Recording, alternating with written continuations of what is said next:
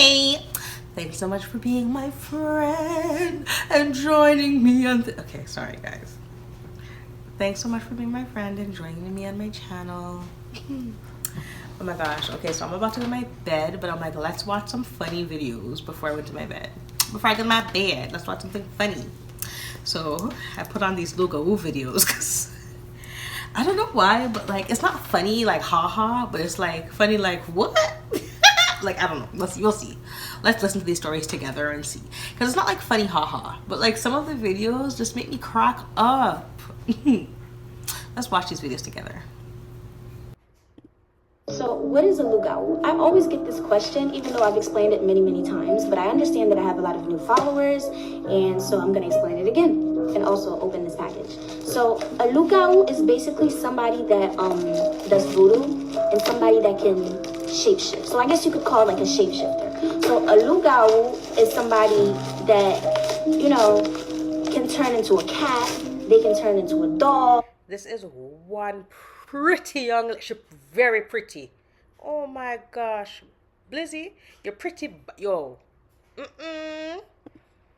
Turn into chickens. Y'all know the chicken story that I told with my dad. Bottom line is that person can turn into anything. And 9 times out of 10, that person does not mean well. So in Haiti, we have this saying, Lugawou manjou. It means that Lugawou is going to eat you. And it does not mean like the Lugawou is going to literally eat you, but it just means that the Lugawou is out to get you. So, for example, the Lugawou can be in the form of a vampire or a werewolf. I told this story on my page when I told y'all when I was a newborn. And that's another thing. Lugawus always go after newborn because that's like a new soul and it's perfect for sacrifice. So if you're Haitian or even Caribbean, you already know if you're pregnant or you just gave birth, you already know you gotta protect that baby because they will be coming. I got this Anchor portable charger, right? It's supposed to be amazingly good, so we're about to try it. I just realized, how the hell am I supposed to try this if I'm using my phone to record? Anyway, so as a child, you know, they always tell you, don't cross no Lugawou. Your parents always are going to protect you from Lugawus. Because that Lugawou can literally do anything to you. Well, not literally do anything. If you're protected and stuff like that, or if you're religious and you believe in God, 9 times out of 10, it's not really going to affect you. But, you know, they be getting away with a lot. And they be getting away with people too. Just not physically, more so spiritually. So for example, you know how I told y'all not to eat in y'all dreams? That's an example. A Lugawou can go into your dream and give you some food, and that's it. You're sick, and now nobody can find out what's wrong with you. You can be walking late at night and you see this dog or chicken or whatever walking towards you, and it's not really an animal, it's just somebody that's targeting you. So yeah, that's basically what a Lugawou is, and we're about to try this. So I just tried to put this in, but... So the Lugawou sounds interesting. I've never seen one myself because I am in Canada, but the description of them is very disturbing. And yes, I do believe every word that she says.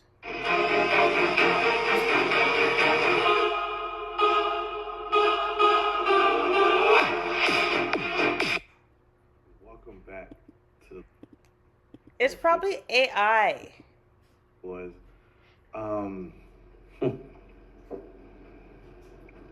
when are these Lugawus going to stop? Stop! I think this is AI. He's so funny.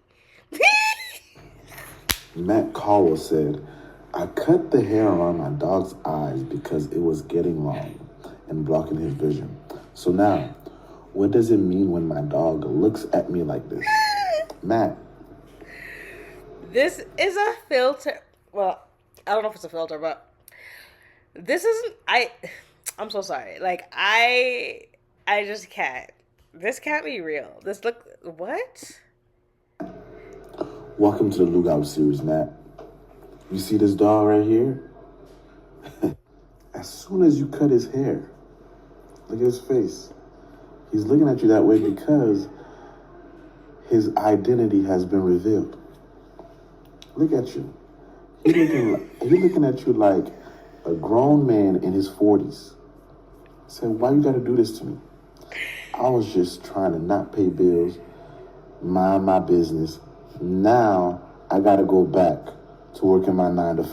What the flip? Your dog looks like Frank Gallagher. On everything, if I was to cut my dogs and it looked like this, I'm so sorry. But like, I'm going to the dog pound because what? That's scary. But my whole thing is I just can't see this being a dog. Like, what? Y'all don't know who Frank Gallagher is? Hold on. Tell me this about your dog. Boy, stop. Tell me. Stop it. So you know how I be telling y'all to stop messing with things that y'all don't know about? Scary story time. Hi, it's me again. I got another one. So if you're into stories about shapeshifters and Lugawous, this is a story time for you. Now this story is brought to you by my aunt who lives in Haiti, and this is actually her story from childhood. I cannot make this shit up. So according to my aunt, my dad, her, and her brother grew up in this house called La Jab, which means the house/yard of demons. Now, through these voice notes, I just found out I actually had some Lugawous in the family. In Haiti, depending on where you live, you would have to physically leave your house, bring a container, go to a place where there's fresh water, collect water so you can go back home. So that day, my dad, my aunt, my uncle, with my grandfather were going to get water. So this person that was walking behind them her name is Vaughn. That was my grandmother's cousin. There were always rumors that Vaughn was a Lugawou, but my aunt never really saw her do anything suspicious, so until... Now, again, I know this is really going to sound unbelievable and schizo. Now, bear with me. This is their aunt. They used to go fetch water together, so why would they have to believe that she's a Lugawou? Until one day. So all the kids are playing outside in La Jab. Basically, they look over and they see a walking broom. Now, this is really freaky because brooms don't walk. So they're all watching the broom, extremely confused, watching the broom advance towards them, and the broom suddenly starts to morph and shapeshift into Vaughn, their aunt, with a package on her head and everything. Now, this is really creepy because she's still alive, says my aunt. This is not like this is the dead visiting. This is a walking human. Remember how I said earlier that they were all going to go fetch water? It was my aunt, my dad, my uncle, and my grandfather. And behind them was Vaughn. Apparently, only my aunt and my uncle were able to see Vaughn behind them. My grandfather did not see her when he turned around, and neither did my dad. Creepy, right? It was definitely more about my tante Vaughn. That's what we referred to her as. Oh, I could also talk about my first ever voodoo ceremony that I witnessed. Anyway, comment and let me know. So you know how... That's actually extremely interesting. Here I go to bed myself. What the fuck is that? Y'all done brought me out of retirement in story time. First of all, I hate the fact that my homegirl sent me this because she's like, oh, you're Haitian Creole. How do you pronounce this? My dumb ass didn't even think about it until after I said Lugawou. Then it dawned on me and I'm like, girl, why you sent me this? Then, as if not to offend me, she asked me, have I ever encountered one? Girl, yes.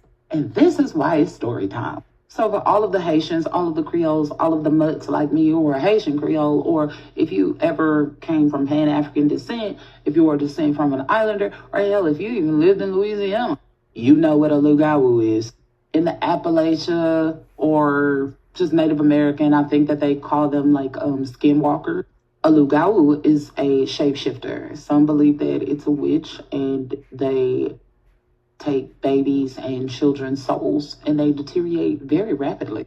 Now we get to the story time. Picture it. It is in Corsicana, Texas, Navarre County. So with me already saying it, you know that in the country, in rural areas of Texas, when it's dark, baby, it is dark. We were brought up as Haitian Creole children to know that in the dark, there are certain things you don't do. 1, if you hear somebody call your name in the dark, no, you didn't. 2, never whistle. And 3, if somebody is trying to have a conversation with you in the dark, you better not respond. So me and my favorite boy cousin Brandon, I mentioned him on my TikTok before. This is after a family reunion. So some people went back to the city or wherever they came from. And we're at our favorite Uncle Bubba's house and we're chilling. Now, Uncle Bubba has a lot of acreage in Navarre County, okay? Little bitty house on a whole bunch of acres. Me, him, and some of our other distant cousins or whatever, we decided we was going to have a foot race. My cousin Brandon, being 4 years my senior and a sore fucking loser, decided, no, we're going to do it again.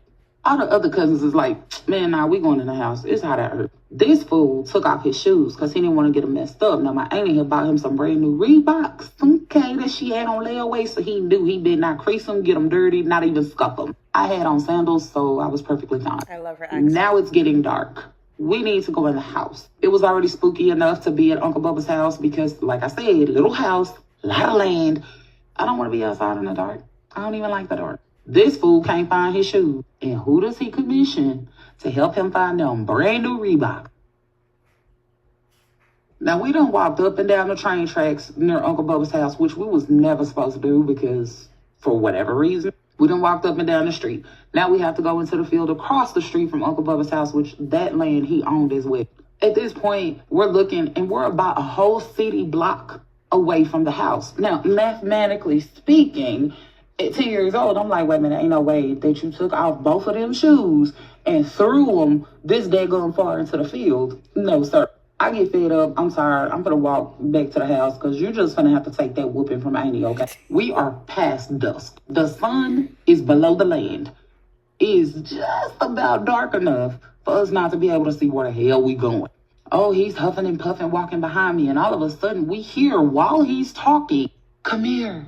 We freeze. We look at each other. This fool asked me, what did you say? Boy, I am standing right next to you. Ain't racist. We keep on walking, but this time we pick up the motherfucking pace, okay? Because when the sun was up, I ain't seen nobody come over here. It was just us. Now, we see the kids, so we got a lot of street smart. I mean, we are power walking it, okay? All we was missing was a fanny pack. Then we hear, hey, Brandon. We both freeze again because I know goddamn well that was not my cousin Ashley. Ashley is his sister, okay? But it sounded exactly like her. She got heat sick earlier on in the day, so she was in the house taking a nap, and she had took some Dramamine for like nausea or whatever, so we knew she wasn't there. When I say I took off in a full motherfucking sprint toward that house, no matter how many times I raced in that day, legs hurt, thighs hurt, all this sweaty, huffing and puffing, screaming for my mama, baby, I was gone. My cousin at this time is 14. He got a good 50, 60 pounds on me. He done played defensive tackle in football all his motherfucking life. So y'all can imagine how bulked up he is at 14. I get to the edge of the field at the street and I turn and I see the silhouette of my cousin and he's just standing there and I'm hollering, Brandon! All of a sudden, my cousin does this zigzag motion and sprints toward me and I'm screaming for my mama. But not before I saw the figure standing behind him that lowered into the motherfucking field. When this fool gets to the street, he tell me, we ain't gonna tell nobody what just happened. But how you gonna explain your sneakers missing to Amy? Oh, I'm telling, and I'm telling the whole truth. So instead of the day being over or whatever, and I'm keeping my mouth shut about this because this is my favorite boy cousin, we decide we finna go to Cousin Ursha's house. Now, Cousin Ursha lives in Jacksonville. No problem. We hop in the car. We go to Jacksonville. Adults are pouring up drinks, everything else. We're in the kids' room. We're hopping off of bunk beds, everything else. Almost forgot about what just happened until Cousin Kayla gets up off the bed and she has this blank stare at her window. Mind y'all, it's dark as shit outside. We all stop playing and we like, girl, what's wrong with you? She moves her curtain and she's like, cut off the lights, cut off the light. Mind y'all, we see the kids, so we like, girl, why didn't you cut off the lights before you moved the curtain? Whomever is outside can see you. Still, we cut off the lights. We see a human shape outside her window. Now, I don't know if y'all got country kin like mine, but Cousin Ursha, Cousin Kayla's mama, she stay stockpiled, if you know what I mean. Ain't nobody foolish enough to come on her land. We thinking it's just somebody playing until the figure drops like cloth in front of the window. At this point, we all hollering and screaming. It's like 6 kids in Kayla's room. We go running into the family room. All the adults stop drinking, stop partying. They go outside with flashlights and guns, and they're going to check who the hell is on the property. Ain't nobody on the property. Gets worse. We decide we gonna spend the night in case there is an imminent threat. Y'all, there are 5 adults in the living room, 6 kids in Kayla's room. Ain't no imminent threat here, or so we thought. This where shit get wild.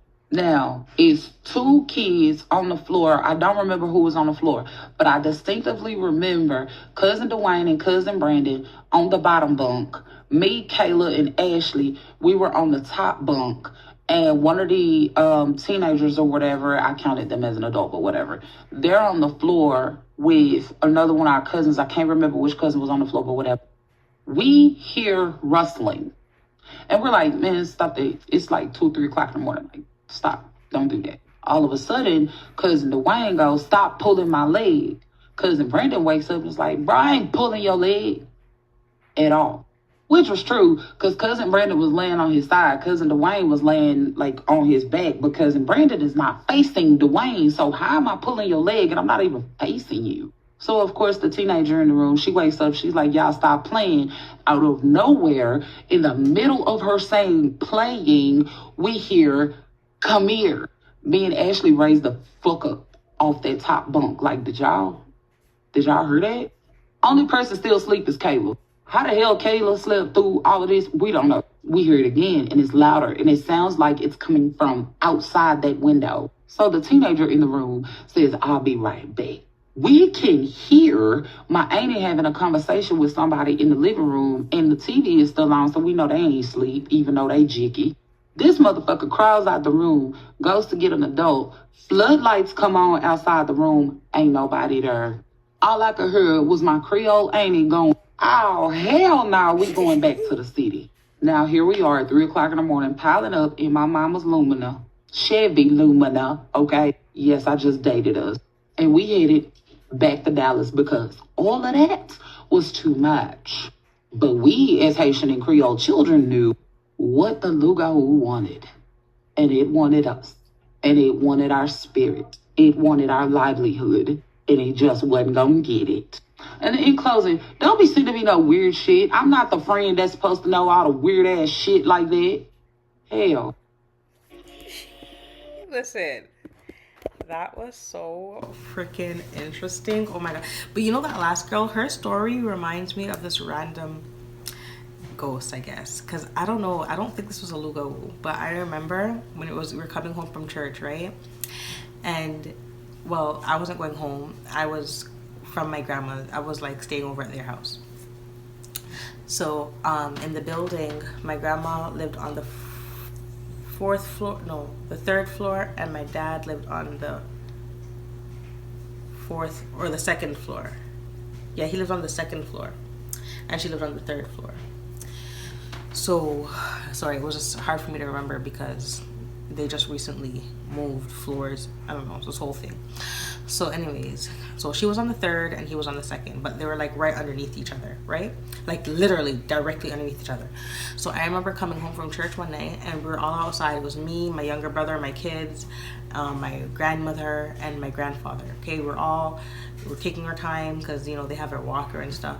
And I remember I seen a man in my dad's apartment. First of all, the light was on and I know what I saw. I counted the floors and I was like to my brother, I'm like, hey. And then he was like, yeah. And then I told my grandma, and we were all, well, I don't know, because they said they couldn't see, but I saw the guy and my brother seen the guy. Like, we must have all seen the guy because I remember, and I was like, where's my dad? And they're like, I can't remember, I think he was like in the States or something. I just know that he wasn't in the country. And we went upstairs and I opened the door and nobody was in my dad's apartment. And I remember it was so weird because I remember because I was so confused because I was like, why would somebody be in my dad's apartment, right? So I remember counting the floors like a million times and I seen somebody there, but when we got upstairs no one was there. And so we were in the living room talking about it, and then something dropped in his room. Oh my gosh, like we couldn't believe it. I mean, yes, I ended up staying the night there because my dad wasn't there, and that was the only time I felt like okay sleeping there. You know, I used to sleep over there sometimes, like if he wasn't there, so I can help at my grandparents, like, you know, like drive them places in the morning and stuff like that. But yeah, it was so freaking freaky because like I know damn well I seen that man upstairs. Well, not him, because the person I seen didn't. Yeah, guys, didn't get to end the video, so here I am saying thanks so much for being my friend, and don't forget to like, comment, and subscribe. Bye.